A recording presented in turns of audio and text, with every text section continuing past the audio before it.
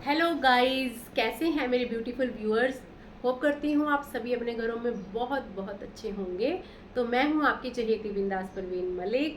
तो जिसने मेरा चैनल सब्सक्राइब नहीं किया है जल्दी से जाके सब्सक्राइब कर दो, लाइक कर दो, कमेंट शेयर सब कर दो, बेल आइकन का बटन भी ज़रूर दबा देना। मेरे पास ना अभी एक पीछे मेरी फ्रेंड ने या लगा लो, मतलब मेरे पास एक मुद्दा आया था।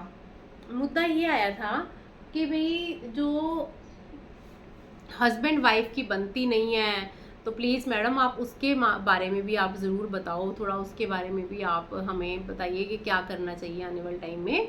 तो हस्बैंड वाइफ की कहाँ नहीं बनती है बताओ आप। अगर आपको पता है भी हमारे घर में तो सुबह ही लड़ाई शुरू हो जाती है, रात भर लड़ाई रहती है।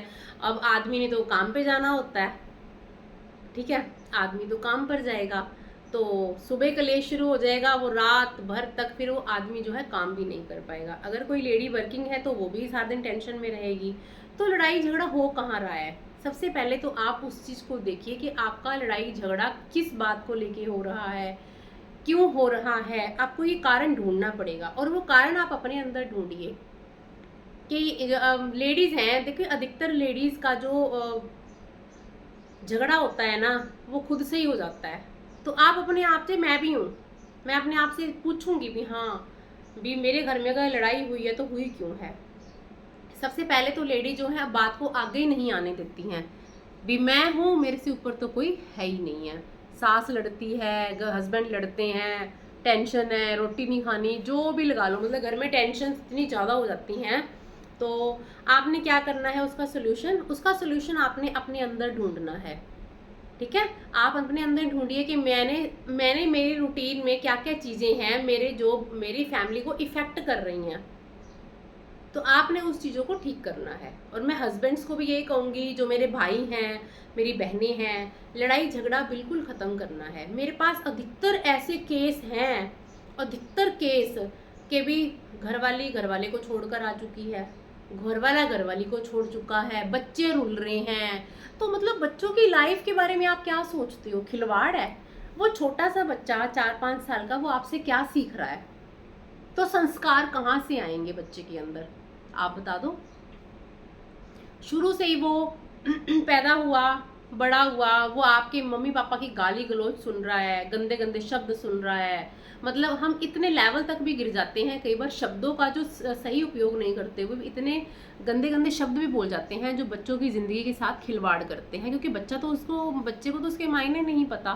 तो आप सोचिए कि आप अपनी ज़िंदगी के साथ तो खिलवाड़ कर ही रहे हो, तो साथ में आप अपने बच्चे के साथ भी कर रहे हो। तो बच्चे को संस्कार कहाँ से मिल रहे हैं? वो मम्मी पापा के दिए हुए ही संस्कार मिल रहे हैं। तो सबसे पहले तो देखो, हस्बैंड वाइफ में प्यार होना चाहिए। सीधी सी बात है, लड़ाई झगड़ा हर घर में होता है। तो उस लड़ाई झगड़े को आपने खत्म कहाँ करना है? आपस में मिलजुल कर हस्बैंड और वाइफ एक दूसरे को टाइम दें, एक दूसरे को पूरा टाइम दें। ठीक है, हो सकता है कोई दुकान वाला भाई हो या कोई लेडी वर्किंग ज़्यादा काम करती हो, 10-12 घंटे का वर्क करती हो, तो फिर भी क्या हो गया, हफ्ते में एक दिन भी तो आप टाइम दे सकते हो। आप अपने आप को टाइम दें, लॉन्ग ड्राइव जाएं, मंदिर जाएं, कहीं जाएं, डिनर जाएं।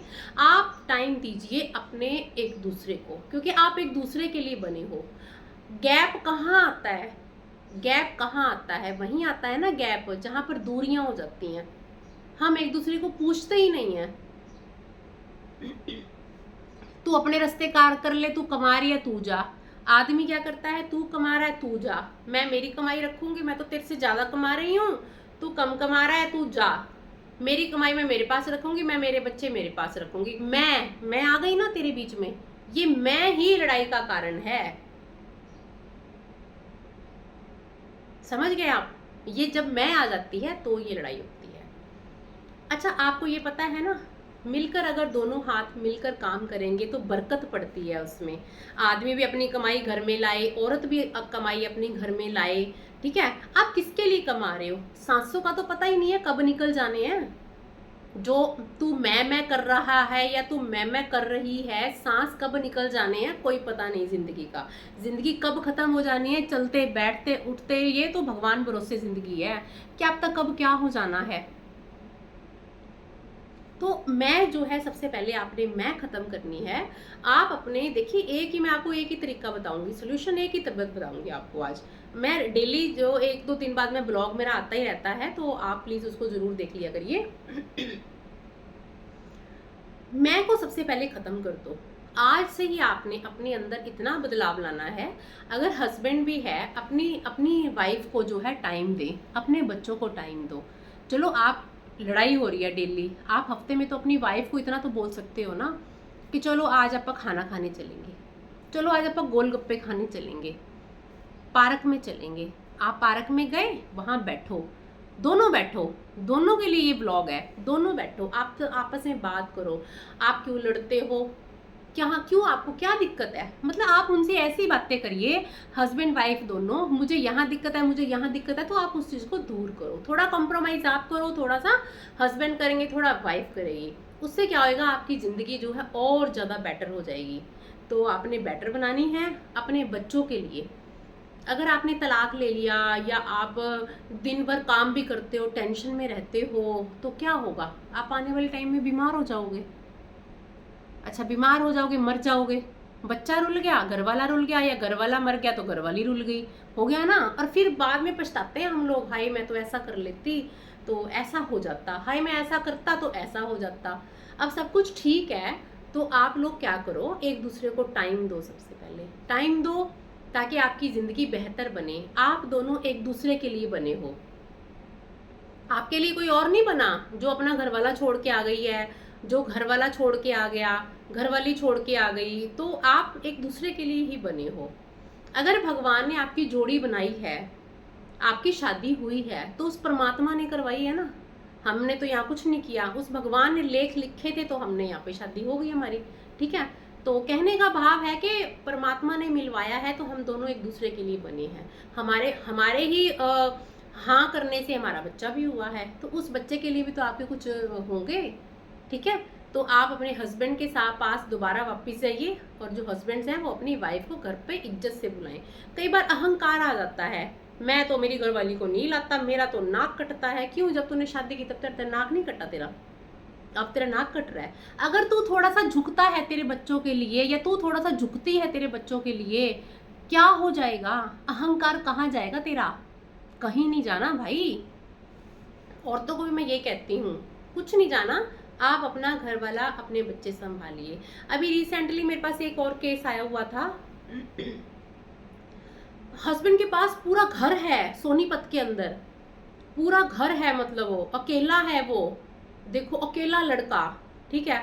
और फिर शादी हो जाती है हिसार की लड़की से, जो अभी रिसेंटली केस था मेरे पास 3-4 महीने पहले।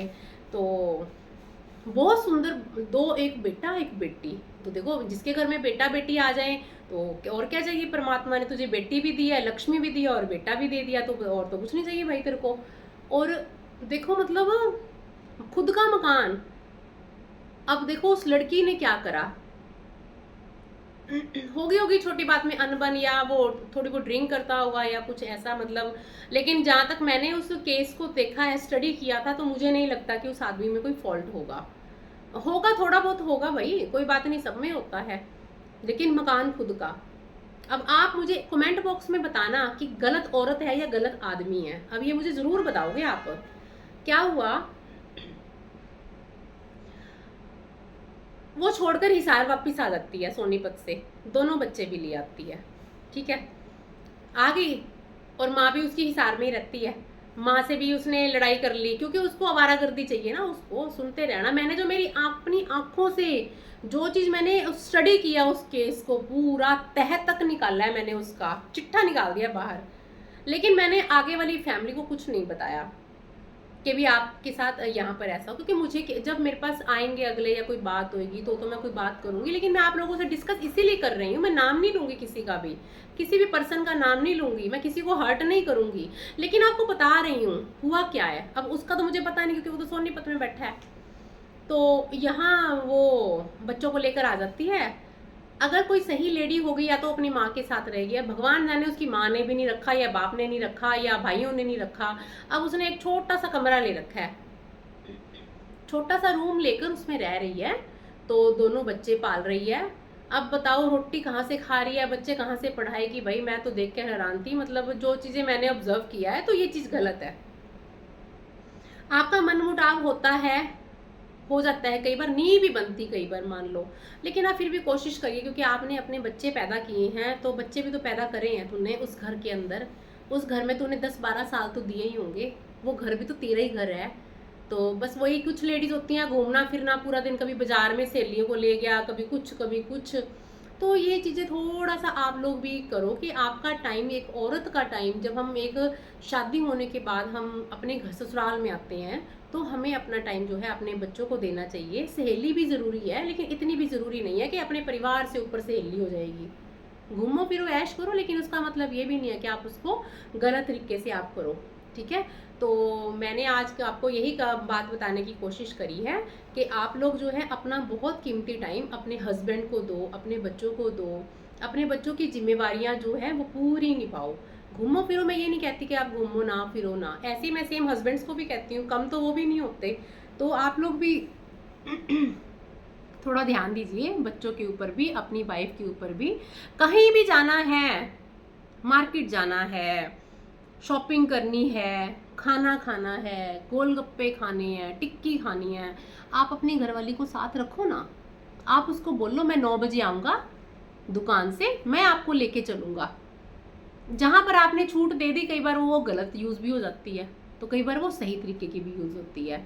तो कहने का भाव है कि आप उस तरीके को बहुत आराम से सोल्यूशन कर सकते हो अपनी।